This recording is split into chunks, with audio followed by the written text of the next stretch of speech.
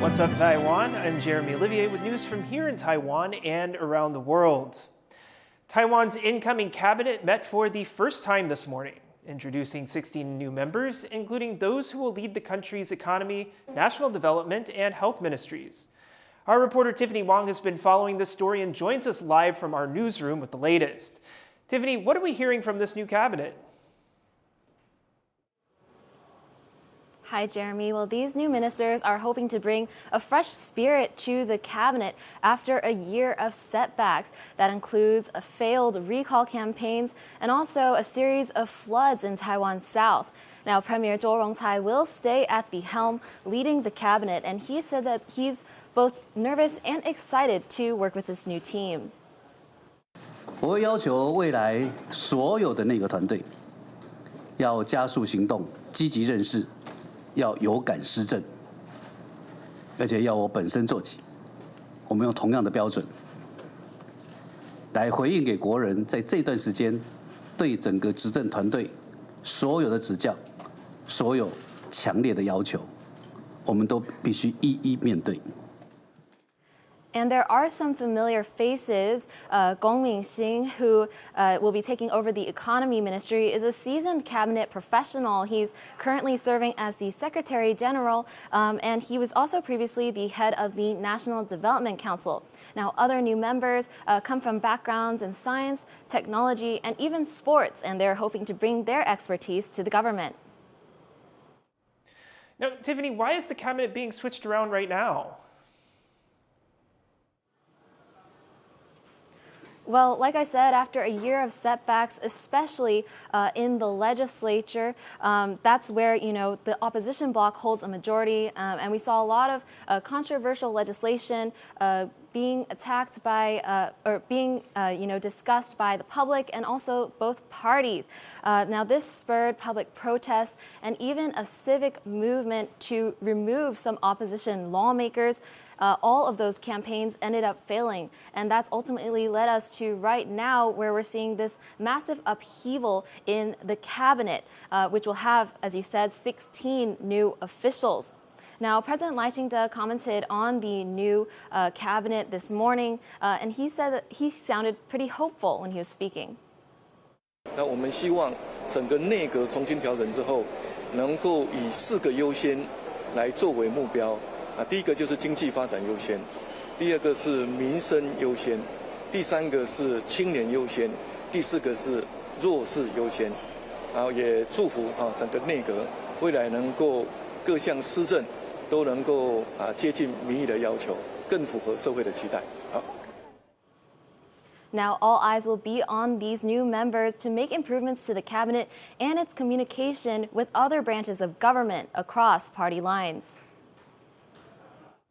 Thanks, Tiffany. That was Tiffany Wong with the latest on Taiwan's new cabinet. Taiwan-Philippines ties are coming under scrutiny as the Philippine Senate examines a visit by a Taiwanese delegation to Manila. The group, made up of Taiwanese officials and business leaders, is in the Philippines to promote trade and investment. But the trip has sparked controversy. Taiwan's United Daily News reported that Foreign Minister Lin Jialong is part of the delegation, citing a Facebook post that has since been deleted. Some Philippine senators warn the visit could provoke China, but the Philippine foreign minister says the country's engagement with Taiwan has nothing to do with Taipei's ties with Beijing. Successive administrations have reinforced the One China policy through separate but related issuances, and that the Filipino people have long-standing relations with the Taiwanese people and we therefore benefit from continued engagement with them. Taiwan's foreign ministry confirmed the delegation, but would not comment on whether the foreign minister joined. Taiwan is seeing a rise in Chinese military activity around the country. The Defense Ministry says it spotted 41 Chinese military aircraft, 7 naval vessels, and 1 official ship operating near Taiwan in the 24 hours leading up to Thursday morning. 24 of those aircraft entered Taiwan's Air Defense Identification Zone, or ADIZ. This area is not Taiwan's airspace, but acts as a defensive buffer zone. This incursion comes 1 week ahead of China's planned military parade to mark the end of World War II. Recent reports say that Taiwan and the U.S. plan to strengthen cooperation in drone manufacturing and innovation. Both sides say their goal is to create a China-free supply chain. Alan Liu has more. Taiwan is strengthening its drone cooperation with the U.S. Washington has reportedly invited Taiwan's Aerospace Industrial Development Corporation to lead a national team of drone firms to set up factories in the U.S., aimed at building a China-free supply chain. A lawmaker says the initiative would boost Taiwan's security and its economy. 透过美国的通路进入全球的市场，它是一个经济产业的新通路。那另外在安全上，不管是平时或战时，它提供了台湾可以自己生产、自给自足的战备纵深。That's not the only big news for Taiwan's drone ambitions. The Financial Times reports that Washington plans to send a representative to Taiwan this year to speed up cooperation on drones and tap into Taiwan's tech sector. The Defense Ministry says Taiwan and the U.S. have long maintained close military cooperation, but declined to comment on specific cases. The developments have some hoping Taiwan's defense industry can go global and even become the country's next signature industry. 我们一直说台积电可能是护国神山，那我们能不能去打造另外一个新的产业，再前进这一个国际？我觉得这个对我们台湾整体的安全来看，除了半导体之外，未来我们能不能去利用军工走向世界，会是接下来蛮重要的一环。This and other cooperation on drones have received growing fanfare from the U.S. side. Earlier this year, the director of the American Institutes in Taiwan, the de facto U.S. Embassy, called the countries a perfect match when it comes to drone tech. More recently, the AIT has stressed publicly that it's actively engaging with Taiwan's ruling and main opposition parties on the defense budget. With reports now emerging that Taiwan plans to send a national drone team to the U.S., these unmanned vehicles look set to become a key pillar of U.S.-Taiwan defense industry cooperation. Ethan Pan and Ellen Liu for TaiwanPlus. U.S. Defense Secretary Pete Hegseth says the Pentagon will be auditing its digital systems to weed out any potential Chinese influence. All Department of Defense software vendors will identify and terminate any Chinese involvement in DoD systems. It blows my mind that I'm even saying these things in such common sense. The sweeping move comes after an investigation revealed that Microsoft had employed Chinese engineers to service Pentagon cloud systems. Hegseth called Microsoft's actions a breach of trust. Microsoft said in July that it ended its use of China-based technical support for the U.S. military after investigative media outlet ProPublica reported on the practice.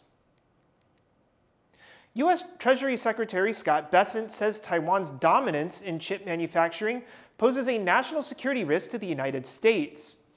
In his interview with Fox News, Bessent said the U.S. needs to safeguard its economy and that semiconductors are a strategic necessity. He also said TSMC's dominance leaves the U.S. overly exposed and that it needs to begin de-risking. His comments came in response to questions about the U.S. government potentially taking stakes in other chip manufacturers like Intel, while clarifying that Washington has no intention of taking a stake in Nvidia. Meanwhile, Nvidia has announced revenue of nearly $47 billion for the second quarter, a 56% increase from the same period last year, driven by strong AI demand. Nvidia expects $54 billion in sales this quarter, and while the figures are above analyst estimates, its stock dipped in after-hours trading amid concerns over China's outlook and U.S.-China tensions. CEO Jensen Huang said the company may bring its Blackwell chips to China and urged the U.S. to ease export restrictions. For more on what Nvidia's latest earnings mean for the AI industry and its China business, Chris Gorin spoke to Bob O'Donnell, president of Technalysis Research. The world's most valuable company, U.S. chipmaker Nvidia, just released their second quarter earnings, reporting nearly $47 billion in revenue, slightly beating analyst estimates. And yet their stock was down 3% in extended trading. Bob, what's going on here? Well, look, here's the challenge with Nvidia now is we're hitting the law of big numbers, meaning as you get to income levels that they're hitting nearly $50 billion a quarter, it becomes impossible to have large percentage growth. And so many people are focused on percentage growth, and realistically, that's just not going to happen.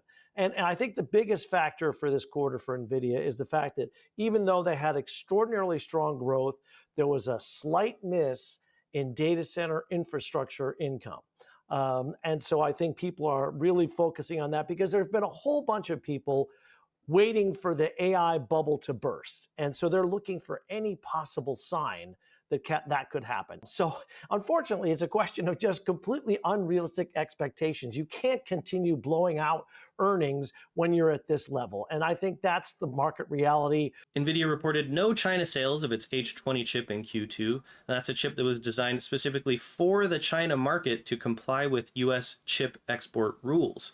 They also excluded H20 sales from their Q3 outlook and have reportedly asked partners like Foxconn to cease production on that chip. So is the H20 effectively dead?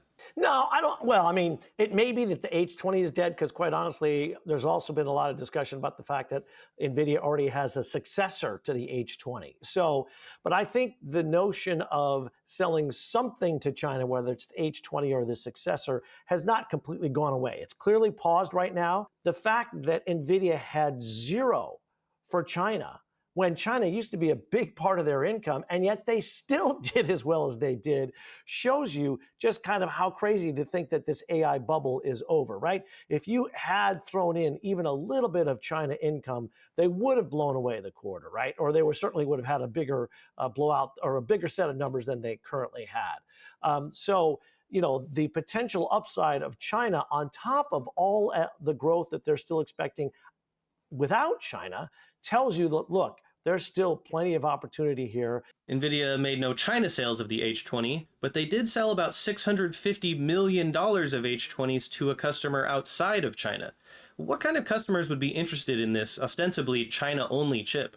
Well, there's plenty of people theoretically who could use it. Again, I mean, you could see, first of all, you could see other countries around the world. Everybody's trying to do their own sovereign AI, right? Sovereign AI has become a big thing where countries around the world want to build their own data centers. They don't want to rely necessarily on just US-based hyperscalers. So there are plenty of other countries around the world where that's probably being purchased. Not everybody has to have the latest chips. The biggest guys do, but you know, smaller countries, countries just starting doing an AI build out, enterprises themselves, there's plenty of demand for, you know, not, you know, N-1, as they say, chips. And that's what you've got with the H20. That was Bob O'Donnell of Technalysis Research. Taiwan's push for clean energy is clashing with local livelihoods. Oyster farmers and environmental groups are protesting a plan to lay offshore wind farm cables they say could destroy harvests. 有21条那个缆线要经过我们家前面经过，这不仅仅影响到我们科隆的生活生计，也影响到我们潮间那里的未来的一个发展。所以说，我们政府到底是要灭村呢？到底是要毁村呢？到底是要让我们没办法生存呢？还是为了利电、环境跟经济是可以双赢的，跟地方是可以三赢的？ The farmers say the construction of offshore wind farms has already affected harvests, and that they cannot afford the direct impact from laying the cables. They say wind farms in the nearby intertidal zone would muddy the waters, destroying the local ecosystem. Formosa 3, the wind power developer in question, says it will compensate affected farmers. 那当然，外海这边还是有一些养科的一个范围，这个就是之后我们会就这个受影响的范围再去跟渔民来做一个补偿的一个界定。那这个部分是我们已经就地所做的一个清查。 The Environmental Impact Assessment Committee is still reviewing the construction plan. Thank you for watching What's Up Taiwan. You can visit the TaiwanPlus website or follow our social media for more of our stories. Finally, we're off to a different time and place with attendees at England's Medieval Festival. I'm Jeremy Olivier. Take care and see you next time.